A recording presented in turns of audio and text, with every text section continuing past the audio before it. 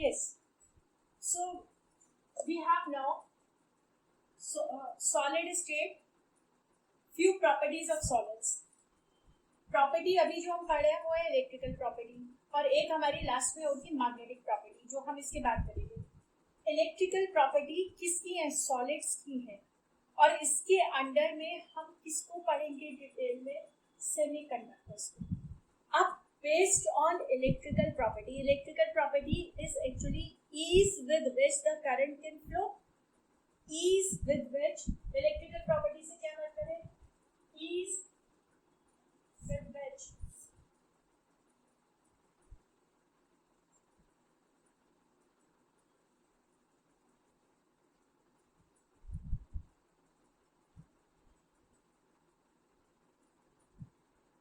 भाई ये है ease with which the current can flow through a solid. इसी को हम इलेक्ट्रिकल प्रॉपर्टी बोलते हैं. और कंडक्टिविटी हो जाती है. इसका मतलब ये है कि जिस सॉलिड की कंडक्टिविटी जितनी ज्यादा होगी उसके अंदर से करंट या इलेक्ट्रॉन्स का फ्लो उतना ही आसान होगा कि नहीं? तो depending on the ease with which electrons और current can flow through a solid, we can divide the solids into three categories: conductors, insulators and semiconductors. Conductors क्या होते हैं? कितनी बार आप लोग पहले भी पढ़ चुके हो. Conductors वो होते हैं which can allow a large amount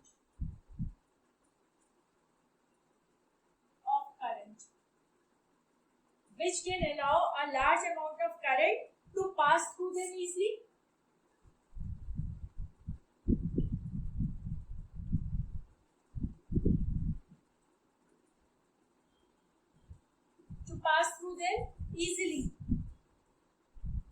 जबकि इंसुलेटर्स क्या होते हैं? भाई इंसुलेटर्स वो होते हैं जो कि अपने से करंट को पास ही नहीं होने देते.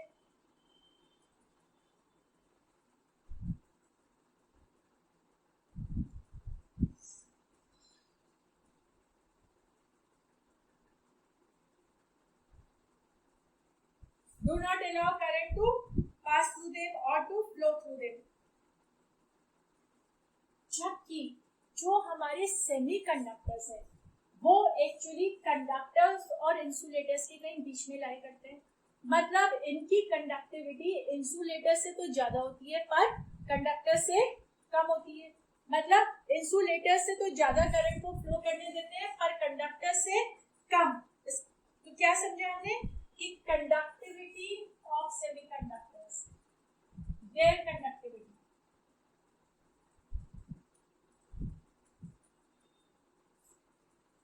lies between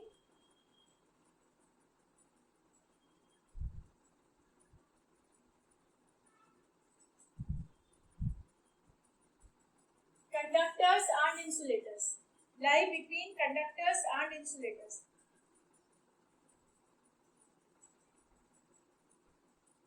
अब आप बहुत अच्छे से जानते हो कंडक्टर्स के एग्जांपल. कई मेटल्स हैं, हम वायर्स बनाते हैं. हमारा जैसे कॉपर है, सिल्वर है और आयरन है, एल्यूमिनियम है. ये सब के सब कॉपर, सिल्वर है, एल्यूमिनियम है, ये सब के सब कंडक्टर्स हैं. इनके वायर्स भी बनते हैं. इवन आयरन है, इनके वायर्स बनते हैं. जबकि जो हमारे इंसुलेटर्स हैं जैसे प्लास्टिक, रबर, सेवोज, ये सारे हमारे इंसुलेटर्स हैं. और सेमीकंडक्टर्स हमारे mostly like we have silicon,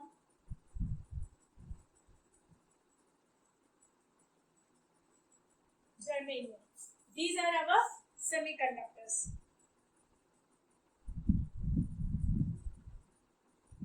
semiconductors की एक खास बात है कि इनकी कंडक्टिविटी बढ़ती है जैसे जैसे टेम्परेचर बढ़ता है.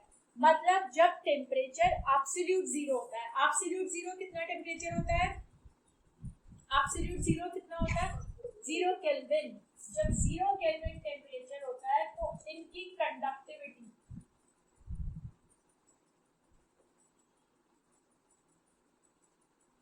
is 0. But as you increase the temperature, their conductivity also increases. मतलब temperature बढ़ाया, इनकी conductivity भी बढ़ गई. ये किसकी बात कर रहे हैं? सेमीकंडक्टर्स की. टेम्परेचर इंक्रीज किया और सेमीकंडक्टर्स की कंडक्टिविटी भी बढ़ गई. अब जरा सेमीकंडक्टर्स को हम डिटेल में पढ़ते हैं. इस चैप्टर में हम सेमीकंडक्टर्स पढ़ने वाले हैं. Yes, now we come to semiconductors. Semiconductors are of two types. Semiconductors क्या होते हैं? We discussed just now. Those whose conductivity lies midway between insulators and conductors. They are of two types: intrinsic and extrinsic conductors. Intrinsic वो होते हैं जो कि pure conductors होते हैं, उनमें किसी भी तरह की इम्प्योरिटी नहीं होती है, जबकि एक्सट्रिंसिक इम्प्योर सेमीकंडक्टर्स होते हैं. अब कैसे? आप अभी हमने देखा था कि हमारे सेमीकंडक्टर्स इस तरह के मटेरियल्स होते हैं जैसे सिलिकॉन, जर्मेनियम. तो प्योर सिलिकॉन है, प्योर जर्मेनियम है, भाई that will be intrinsic conductor, semiconductor. और उसमें हम कोई इम्प्योरिटी ऐड कर देंगे, तो इम्प्योरिटी ऐड करने से उसकी कंडक्टिविटी चेंज हो जाएगी, वो बन जाएगा एक्सट्रिंसिक या इम्प्योर सेमीकंडक्टर. अब जरा देखते हैं एग्जांपल लेके सिलिकॉन का, कि सिलिकॉन कंडक्ट करता कैसे है, इसका कंडक्शन कैसे होगा. Silicon belongs to group number 14. Group number 14 में कार्बन होता है, जर्मेनियम होता है, इस तरह के एलिमेंट्स होते हैं जिनमें वैलेंस इलेक्ट्रॉन्स 4 होते हैं. 4 वैलेंस इलेक्ट्रॉन्स होते हैं भाई, इसमें 4 वैलेंस इलेक्ट्रॉन्स होते हैं, मतलब इसकी वैलेंसी 4 है.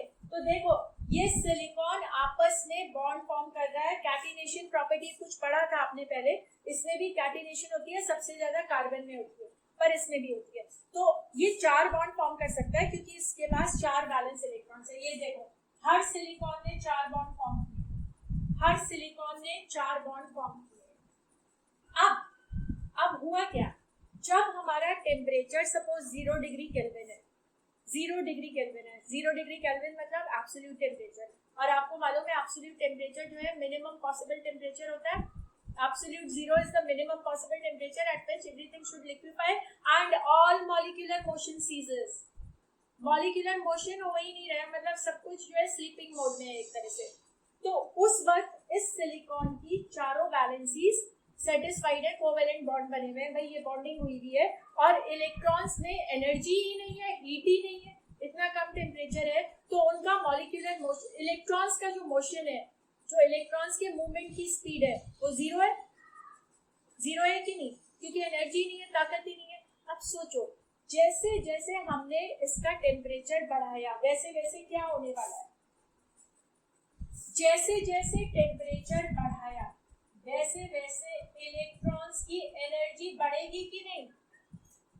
इलेक्ट्रॉन्स की एनर्जी बढ़ेगी तो इलेक्ट्रॉन्स का मोशन बढ़ेगा, इलेक्ट्रॉन्स का मोशन बढ़ेगा, इलेक्ट्रॉन्स एक्टिव हो जाएंगे. तो हमारा क्या हो सकता है, सोचो ये वाला जो इलेक्ट्रॉन है इस बॉन्ड का, वो इलेक्ट्रॉन मूव कर जाएगा, यहाँ सपोज मूव कर गया, ये सपोज यहाँ मूव कर गया, तो ये यहाँ मूव कर गया, मतलब इलेक्ट्रॉन्स मूवमेंट विल स्टार्ट. और सोचो जब इलेक्ट्रॉन्स का मूवमेंट होगा तो क्या होता है, कंडक्शन. यही तो होता है movement of electrons.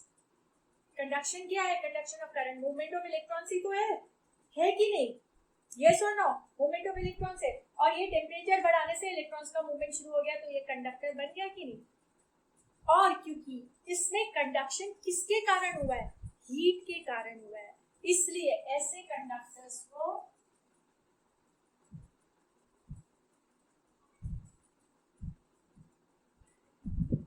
Thermal conductors भी बोला जाता है. These are also called thermal conductors.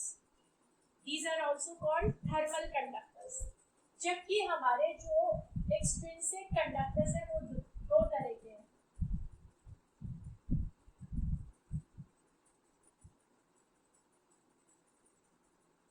P type and N type.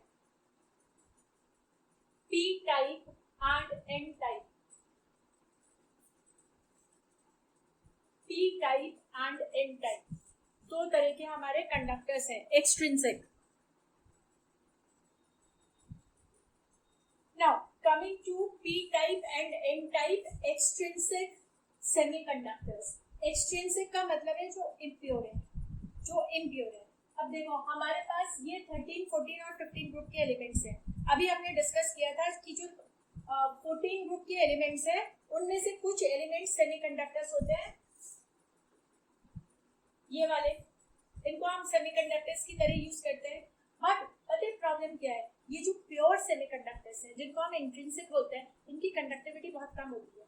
और कंडक्टिविटी बहुत कम होगी तो ये हमारे किसी मतलब की नहीं है, हमें थोड़ी ज्यादा चाहिए कंडक्टिविटी। तो इनकी कंडक्टिविटी को हम कैसे बढ़ा सकते हैं?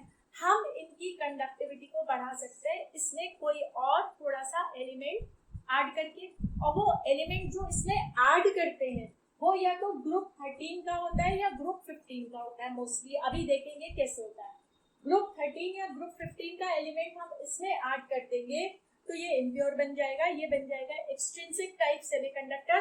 और फायदा क्या होगा? कंडक्टिविटी इंक्रीज हो जाएगी, हमारे काम का बन जाएगा ये। तो ये जो फॉरेन एलिमेंट जो हम इम्प्योरिटी ऐड करते हैं जिसकी वजह से हमारा कंडक्टर बेटर हो जाता है, सेमीकंडक्टर की कंडक्टिविटी बेटर हो जाती है, उस प्रोसेस को बोलते हैं doping. That process is called doping.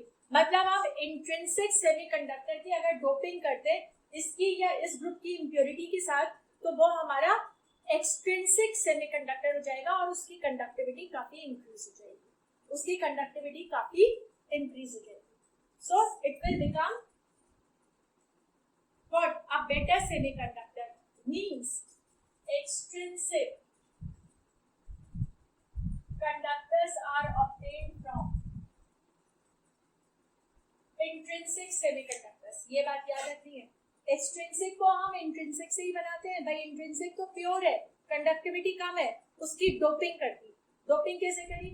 इसमें से या इसमें से ग्रुप 13 या ग्रुप 15 के कोई एलिमेंट आज इम्प्योरिटी ऐड कर दिया जिसकी वजह से जो इंट्रिंसिक कंडक्टर था जैसे सिलिकॉन था उसकी कंडक्टिविटी काफी ज्यादा बढ़ गई, तो वो हमारा बन गया एक्सट्रिंसिक कंडक्टर। ठीक है, ये बात सबको समझ में आ गई है? All of you have understood this. अब जरा देखते हैं कि इम्प्योरिटी कौन सी ऐड करने से क्या बनता है, क्या बनता है, कौन सी इम्प्योरिटी ऐड करने से हमें क्या मिलता है। जैसे हमारा ये सिलिकॉन है, हमने स्ट्रक्चर बनाया था,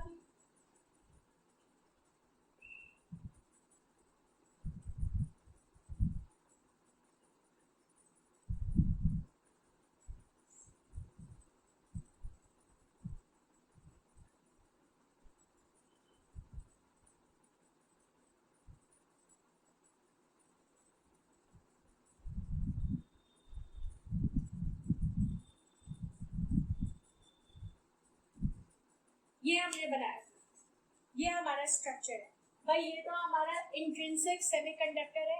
अब हमने क्या करा, हमने इसमें से हमने क्या करा, थोड़ा सा एक एलिमेंट मिला दिया, से इंडियम मिला दिया, से हमने इंडियम की इम्प्योरिटी मिला दी। तो क्या करा, कैसे, यहाँ से ये हट गया, सब इसको हटा दिया और इसकी जगह क्या मिला दिया, क्या आ गया, इंडियम आ गया। पर इंडियम तो ग्रुप 13 का एलिमेंट है और आपको मालूम है ग्रुप 13 के एलिमेंट्स में 3 इलेक्ट्रॉन होते हैं, आउटरमोस्ट में 4 नहीं होते, मालूम है ये बात सबको। तो इंडियम के पास तो 3 इलेक्ट्रॉन होंगे। तो देखो इस इंडियम ने अपने ये 3 इलेक्ट्रॉन, एक यहाँ शेयर कर दिया, एक यहाँ, एक यहाँ, और यहाँ तो है ही नहीं उसके पास, चौथा तो उसके पास है ही नहीं। तो चौथी जगह क्या क्रिएट हो जाएगा, होल हो जाएगा कि नहीं, एम्प्टी स्पेस है ही नहीं इलेक्ट्रॉन।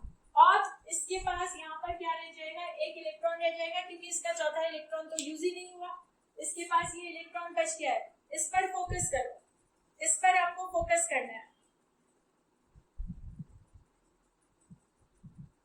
होल बन गया है, यहाँ पर होल बन गया है, इलेक्ट्रॉन की कमी है। क्या होगा, क्या होगा इससे, क्या होने वाला है, सोचो। इलेक्ट्रॉन की कमी है, p type, this is called p type semiconductor, ये हमारा p टाइप सेमीकंडक्टर बनेगा। अब होगा क्या, यहाँ से ये इलेक्ट्रॉन्स मूव करने लगेंगे इस होल को फिल करने के लिए। Electrons will start moving to fill the holes. ये इलेक्ट्रॉन मूव करा तो यहाँ होल क्रिएट हो गया, ये इलेक्ट्रॉन मूव करा यहाँ होल क्रिएट हो गया, ये मूव करा यहाँ हो गया, ये मूव करा यहाँ हो गया। इस तरह से होल क्रिएट होता मतलब है इलेक्ट्रॉन की कमी, मतलब इलेक्ट्रॉन कम है, नेगेटिव कम है, पॉजिटिव ज्यादा है, तो P type, P positive, P type semiconductor is form. और आपने देखा जैसे ही होल क्रिएट हुआ इलेक्ट्रॉन्स ने मूव करना शुरू करा, मतलब कंडक्टिविटी बढ़ गई, कंडक्टिविटी बढ़ गई, कंडक्टिविटी बढ़ गई है, इसकी कंडक्टिविटी बढ़ चुकी है। सो वी गेट पॉजिटिव या पी टाइप एक्सट्रिंसिक सेमीकंडक्टर्स।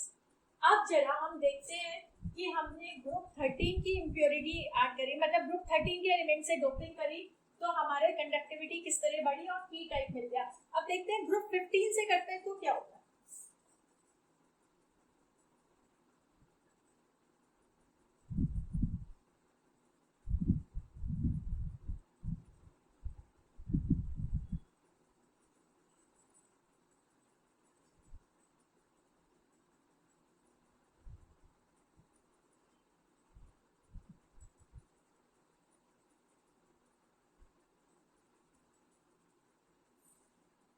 तब क्या होने वाला है, सोचो क्या होने वाला है।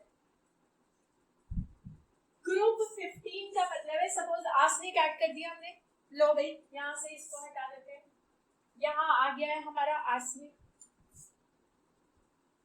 आर्सेनिक ग्रुप 15 का एलिमेंट है, इसके पास तो 5 इलेक्ट्रॉन है भाई, 4 तो इस तरह से इसने बॉन्ड कर लिए, एक 5वां इलेक्ट्रॉन और है इसके पास, ये तो एक्स्ट्रा हो गया ना। और ये इलेक्ट्रॉन क्या करेगा, इस क्रिस्टल लैटिस के अंदर मूवमेंट शुरू कर देगा, ये क्रिस्टल लैटिस के अंदर मूव करेगा, ये जब मूव कर रहा है ये इधर मूव करके आया, ये इधर मूव कर गया, ये इधर मूव कर गया, मतलब इलेक्ट्रॉन का मूवमेंट शुरू हो जाएगा और क्या होगा, हमारी कंडक्टिविटी बढ़ जाएगी। और इलेक्ट्रॉन यहाँ एक्स्ट्रा है, जैसे यहाँ पर होल था, यहाँ electron extra, electron means negative charge, negative charge से हमारा बन गया एन टाइप एक्सट्रिंसिक सेमीकंडक्टर।